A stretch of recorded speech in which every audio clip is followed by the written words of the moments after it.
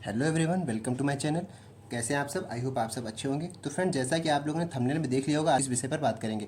आज हम लोग जानेंगे कि बीए और बीएससी में दोनों में से 12th करने के बाद कौन सा ऑप्शन सही रहता है करने के लिए। ठीक है, मतलब 12th का आपका रिजल्ट देखिए अभी कुछ दिनों में आने वाला है। ठीक है, कॉपी आपकी सारी चेक हो चुकी हैं। 12th का रिजल्ट निकल आएगा, उसके बाद भी आपको आगे देखना, आपको आगे जानना जरूरी है कि 12th के बाद आपको क्या करना है। ठीक है, तो 12th के बाद बीए या बीएससी में से कौन सा ऑप्शन सबसे बेस्ट रहता है, उस पर आज हम लोग चर्चा करेंगे इस वीडियो में। ठीक है, तो फ्रेंड्स, वीडियो को स्किप किए बिना आराम से लास्ट तक देखिएगा। एक एक बात पे आज हम लोग इस पर डिस्कस करेंगे।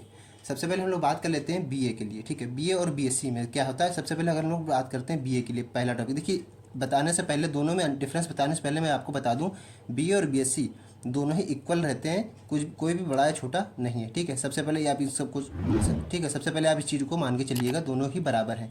आप ये भी ठीक है और ये करेंगे तब भी ठीक है, लेकिन जो मेजर डिफरेंस रहता है बीच में, वो उस पर आज हम लोग डिस्कस करेंगे। मेजर डिफरेंस का मतलब क्या है, कहने का मतलब क्या है, बीए क्या होता है, टाइम मांगता है। सबसे पहला अगर हम टॉपिक आपको बता दें, पहला बीए, तो जो पहला अगर हम लोग बात करें तो पहला, इस पर पहले विषय भी बात करें तो जो टाइम होता है, ठीक है, इसमें जो टाइम होता है बीए जो है वो सबसे तो बीए जो है वो आपका टाइम कम मांगता है। इसमें लेस टाइम जो होता है वो कम होता है। इसमें क्या है, इसमें टाइम आपसे ज़्यादा मांगता है। जो बीएससी होता है वो आपसे टाइम मोर, मतलब सबसे ज़्यादा टाइम मांगता है। इसमें बीए को देखते हुए बीएससी में टाइम ज़्यादा मांगता है। ठीक है, कहने का मतलब क्या है, यदि आपके पास टाइम ज़्यादा नहीं है, यदि आपके पास आप मतलब इसके अलावा 12th करने के अलावा आप कॉम्पिटिटिव एग्जाम की तैयारी वगैरह कुछ कर रहे हैं, तो आप केवल बीए का फॉर्म डाल दीजिए और साथ में प्राइवेट भी डाल सकते हैं। प्राइवेट में क्या, आपको केवल पेपर देने जाना रहता है। तो इसमें क्या होगा कि अब बीए के टाइम कम है आपके पास, तो आराम से आप बीए का फॉर्म डाल दीजिए और आराम से अपने कॉम्पिटिटिव एग्जाम वगैरह की तैयारी आप कर सकते हैं। बहुत से एग्जाम निकलते हैं गवर्नमेंट के, एसएससी सीएचएसएल हो गया, सीजीएल हो गया, ठीक है, जीडी वगैरह आप तैयारी कर सकते हैं। ठीक है, ग्रेजुएशन होता है, ग्रेजुएशन लेवल में बीएससी बीए ये नहीं देखा जाता। ग्रेजुएशन का मतलब होता है कि आपके पास कोई ना कोई एक डिग्री होनी चाहिए, चाहे वो बीएससी की हो या फिर बीए की हो। ठीक है, तो ये तो बात हो गई बीए और बीएससी में। सबसे पहली बात कि बीए में जो है वो टाइम कम लगता है, टाइम ज़्यादा, मतलब टाइम जो है वो कम रहता है, और बीएससी में टाइम ज़्यादा मांगता है। यानी कि आपके पास अगर ज़्यादा टाइम है, ठीक है, या फिर आप ज़्यादा टाइम है या फिर आपके पास ज़्यादा मनी है, ठीक है, तो आप ये बीएससी आराम से कर सकते हैं। बीए में क्या है, जिनकी आर्थिक स्थिति मतलब थोड़ी कमज़ोर है या थोड़ी सही नहीं है, तो वो लोग बीए कर सकते हैं। ठीक है, और बीएससी में हमने आपको बता दिया थोड़ा टाइम भी ज़्यादा लगता है और मनी भी, तो आप जानते होंगे थोड़ा बहुत ज़्यादा लगता ही है बीए की देखते हुए।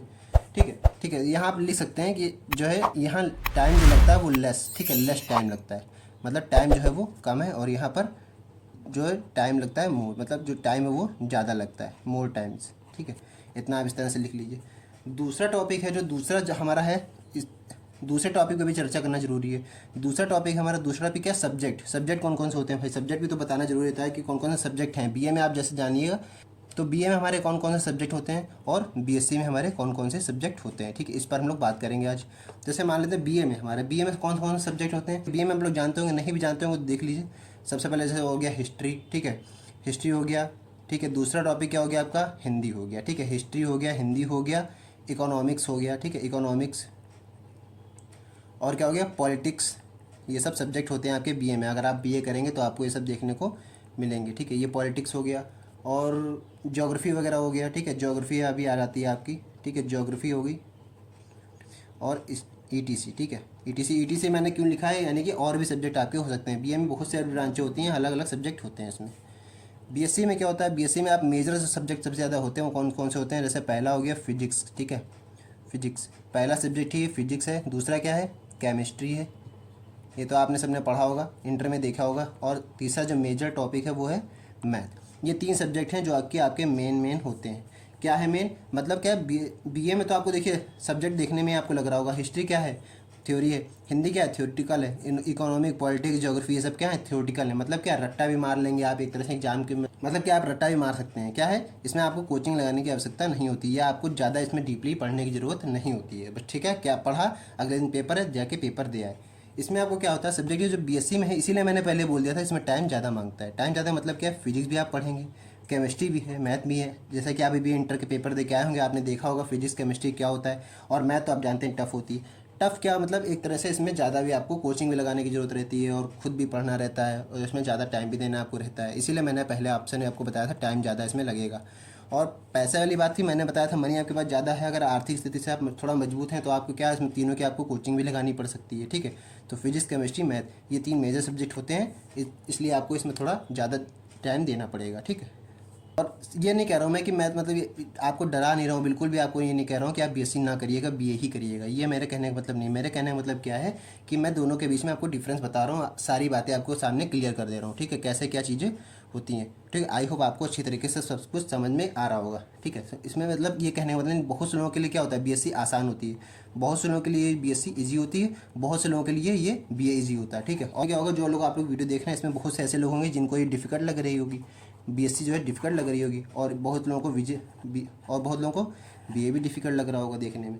लेकिन ऐसा कुछ भी नहीं है, दोनों ही ईजी हैं और दोनों ही अपनी जगह डिफ़िकल्ट हैं। तो देखिए अब हम लोग बात कर लेते हैं इसमें बीए और बीएससी में दोनों में क्या एडवांटेज क्या होते हैं, ठीक है। एडवांटेज क्या मतलब कौन कौन से लाभ इसमें होते हैं। तो एडवांटेज देखिए क्या होगा, देखिए अगर आप बीए कर रहे हैं तो ऐसा नहीं है कि आप कोई भी फॉर्म नहीं भर पाएंगे, आपने केवल बीएससी ही किया होगा तभी आप गवर्नमेंट एग्जाम की तैयारी कर सकते हैं, ऐसा कुछ भी नहीं है। आपने अगर बीए करा होगा तो देखिए बहुत सारे फॉर्म ऐसे होते हैं, जैसे गवर्नमेंट में, जैसे गवर्नमेंट सेक्टर में कौन से होते हैं, जैसे डिफेंस का हो गया, पहला एग्जाम क्या हो गया, डिफेंस का हो गया, और क्या हो गया, बैंकिंग का हो गया, ठीक है, डिफेंस हो गई, ठीक है, ये हो गई बैंकिंग। और क्या है, रेलवे में भी आप भर सकते हैं, ट्राई कर सकते हैं, रेलवे में भी अगर बीए करें तो ये सब फॉर्म आप भर सकते हैं। उसके बाद और क्या हो गया, यूपीपी हो गया, ठीक है, यूपीएसआई हो गया, ये सारे आप फॉर्म देख रहे हैं, आईएएस हो गया, ठीक, और ये पीसीएस हो गया। तो ये बहुत सारे सेक्टर होते हैं, जैसे आर्मी, ठीक है, आर्मी हो गया, और क्या हो गया आपका बीएसएफ हो गया, ये सब डिफेंस में आते हैं।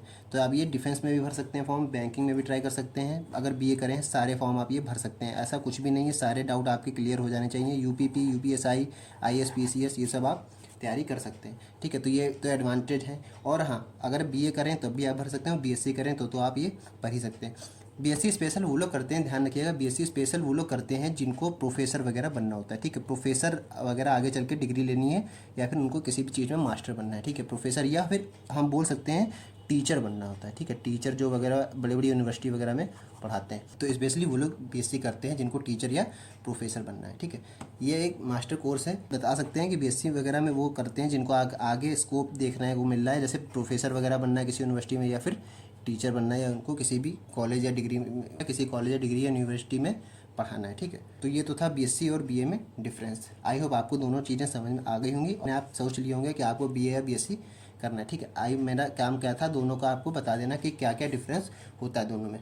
आज की प्रेजेंट टाइम में क्या है, जैसे कि आपकी कॉपियाँ भी चेक हो चुकी हैं, और शायद 25 अप्रैल तक आपका रिजल्ट भी आ जाएगा, ठीक है। तो इस चीज़ को भी ध्यान रखिएगा, 25 अप्रैल तक आपका रिजल्ट भी हो सकता आ जाए, क्योंकि कॉपियाँ सारी आपकी चेक हो चुकी हैं। बस क्या होना, फीडिंग होनी बाकी है। फीडिंग क्या होती है आप जानते हैं, मतलब फीडिंग क्या होती है, जैसे आपकी कॉपियाँ सारी चेक हो गई हैं लाइन से, तो क्या आपके जो रोल नंबर हिसाब है, मान लीजिए कोई आपका रोल नंबर है ये, ठीक है, कोई रोल नंबर है, उस रोल नंबर पर आपके सारे सब्जेक्ट की कॉपियाँ, ठीक है, मान लेते हैं कोई आपका रोल नंबर है, ठीक है, तो इस रोल नंबर पर आपकी सारी कॉपियों की फीडिंग की जा रही है, सारी कॉपियों सारे सब्जेक्ट के नंबर आपके फीड किए जा रहे हैं, ठीक है। 25 अप्रैल तक आपका रिजल्ट आने की उम्मीद है। आई होप आप सबका अच्छा रिजल्ट आए, यही दुआ है दिल से, आप लोग अच्छी तरीके से सब लोग पास हो जाएं और अपने लाइफ में आगे बढ़ें, ठीक है। आगे देख लीजिएगा अपना बीए या बीएससी, आपको जो भी बेटर लगे आप कर सकते हैं। मैंने किसी चीज़ को भी आपको बताया नहीं कि आप बीएससी ना करिए या बीए ना करिए, किसी भी चीज़ को आपको डरने की जरूरत नहीं है। अगर आपके पास ज़्यादा टाइम है तो आप फिर से वही बात मैं बता रहा हूँ, तो आप बीएससी कर सकते हैं। अगर आपके पास टाइम कम है या फिर आर्थिक स्थिति घर की आपकी सही नहीं है तो आप बीए डाल दीजिएगा और आराम से किसी भी एग्जाम की तैयारी आप करिएगा, या फिर आप कोई भी एक्स्ट्रा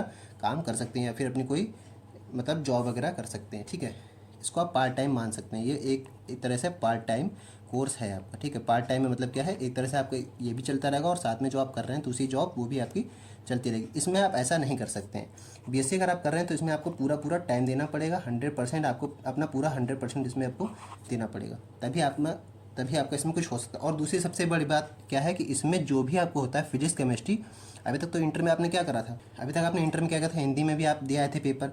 इसमें क्या सबसे बड़ी बात यह है कि फिजिक्स केमिस्ट्री जो आपने पढ़ा होगा इसमें तो अलग अलग डीपली पढ़ेंगे ही, और साथ में क्या इसका पेपर आपको किसमें देना है, इंग्लिश में देना होता है। पेपर जो आएगा इसका वो इंग्लिश में आएगा, ध्यान रखिएगा इस चीज़ का, जो पेपर होगा वो इंग्लिश में, मतलब पढ़ तो आप हिंदी में लेंगे। जैसे आपने पूछा गुलाम का नियम क्या होता है, तो गुलाम का नियम आप बताएंगे, ऐसा नहीं है कि गुलाम का नियम आप हिंदी में लिख के आएंगे। फिजिक्स में केमिस्ट्री में जो पेपर होगा वो क्या होगा, इंग्लिश में लिख के आएंगे। बीएससी का पेपर जो होगा उसमें गुलाम का नियम आपको इंग्लिश में लिख कर आना है, तो इसलिए थोड़ा सा और टफ पड़ जाता है बीएससी। इसीलिए मैं बोल रहा हूँ, बार बार बोल रहा हूँ कि इसमें आपको अपना 100% पूरा पूरा देना पड़ेगा। और मैथ में क्या है, मैथ में तो कोई भी लैंग्वेज चल जाती है, हिंदी या इंग्लिश दोनों, मैथ तो कॉमन है, ठीक है।